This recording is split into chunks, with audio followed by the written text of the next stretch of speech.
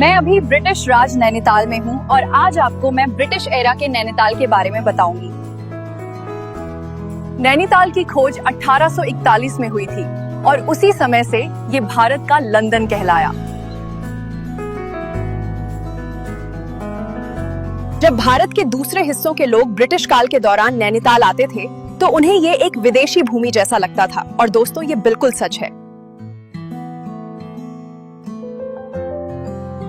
अंग्रेजों ने नैनीताल में सड़कें, इमारतें, गिरजाघर और कॉलेज बनवाए। अगर अंग्रेज नैनीताल में नहीं आते तो ये इतना खूबसूरत नहीं होता। मेरे वस्त्र आपको कुछ असामान्य लग सकते हैं, लेकिन मैं 1870 के नैनीताल से बोल रही हूँ और इसीलिए मैं इस तरह से कपड़े पहने हूँ। पीछे आप नैनीताल का सबसे पहला church Saint John in the wilderness देख सकते हैं, जिसे अक्टूबर 1843 में बनाया गया था। नैनीताल ब्रिटिश काल में काफी विकसित था, लेकिन भीमताल और भवाली घने जंगलों से घिरे हुए थे और वहां की आबादी लगभग नगण्य थी।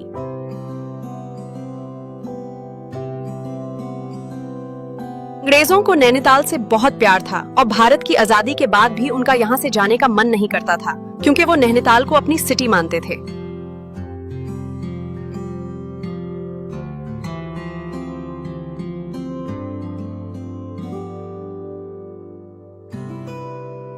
ब्रिटिश काल में नैनीताल इतना खूबसूरत था कि हर कोई यहाँ आना चाहता था। लेकिन बाकी कहानी जानने से पहले नैनीताल मेनिया यूट्यूब चैनल को सब्सक्राइब करें। नैनीताल में सबसे पहले बिल्डिंग 1841 में पिलग्रिम लॉज बनी, जिसे नैनीताल के खोजकर्ता पी बैरन ने बनाया।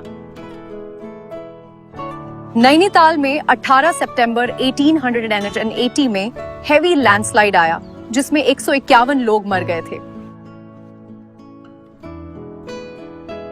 जिस कार पर मैं बैठी हूँ, ये कार सबसे पहले नैनीताल आई, लेकिन तब नैनीताल का रोड में आज की तरह दमड़ नहीं था। उस टाइम की गाड़ियों में अपर क्लास और लोअर क्लास भी होता था और दामर नहीं होने से सब लोग धूल में सन जाते थे। आप लोग सोच रहे होंगे कि मैं कौन हूँ, तो मैं Kumaon commissioner mister Henry Ramsay की भातीजी आना हूँ।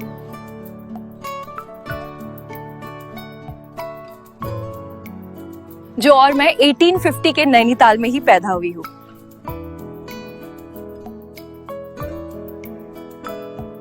मैं अभी नैनीताल के हाथ के रिक्शा में बैठी हूँ, जिसको 2 या 3 इंडियन मजदूर खींचते थे और इनको 2 आना मिलता था।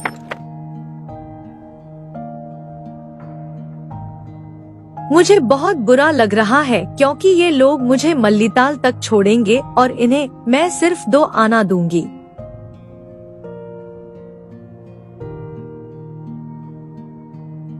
आपको एक बात बताऊं, अगर 1870 के नैनीताल में आपके पास 2 रुपए होते तो आप नैनीताल के अमीर लोगों में गिने जाते। सोचो, उस टाइम के 2 रुपए में कितनी पावर थी और आज 2025 में 500 रुपए भी 50 रुपए के बराबर लगते हैं। नैनीताल में बिजली 19 नवंबर 1921 को आई। जब नैनीताल के लोगों की बिजली देखी, वो हैरान हो गए थे। इतनी सुंदर लाइट लग रही है, हम पहली बार देख रहे हैं। देखा दोस्तों, कितने खुश हैं नैनीताल के लोग।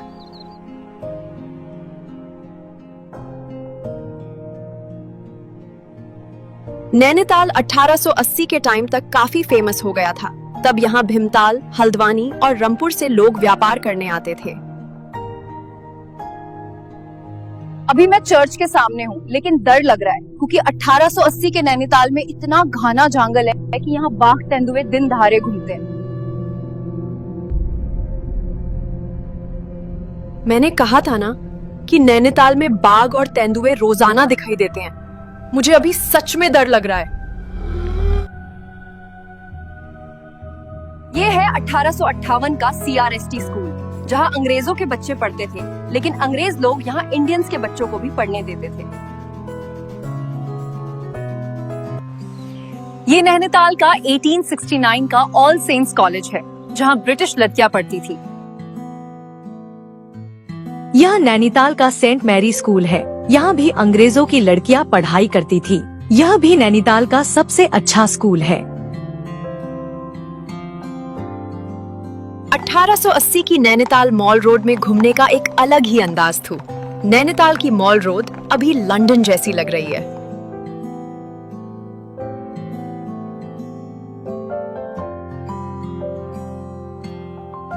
नैनीताल आकर सच में अंग्रेजों का जमाना याद आ जाता है। लेकिन क्या आप भी नैनीताल आए हैं? तो कमेंट में जरूर बताना।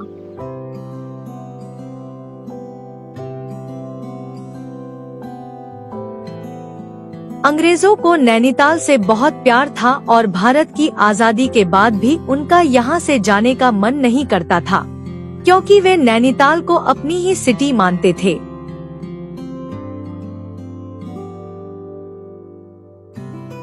आज तो नैनीताल में कुछ भी स्नोफॉल नहीं होती है, लेकिन अंग्रेजों के जमाने में बहुत ज्यादा स्नोफॉल होती थी।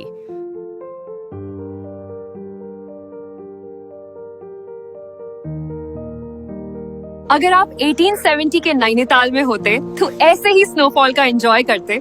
चलो मैं भी थोड़ा एंजॉय कर लूं। दोस्तों, मुझे स्नोफॉल खेलकर अब बहुत ठंडा लग गया है। अब मैं इनके साथ गर्मागर्म चाय पीने जाती हूँ।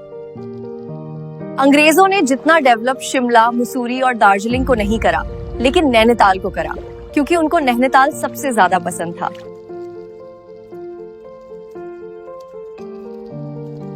अब मैं 2025 से हटकर वापस 1870 के जमाने में जा रही हूँ, तो नैनीताल मनिया को लाइक एंड सब्सक्राइब जरूर करना। बाय दोस्तों। अभी मैं चर्च के सामने हूँ, लेकिन डर लग रहा है, क्योंकि 1880 के नैनीताल में इतना घना जंगल है कि यहाँ बाघ तेंदुए दिन दहाड़े घूमते हैं।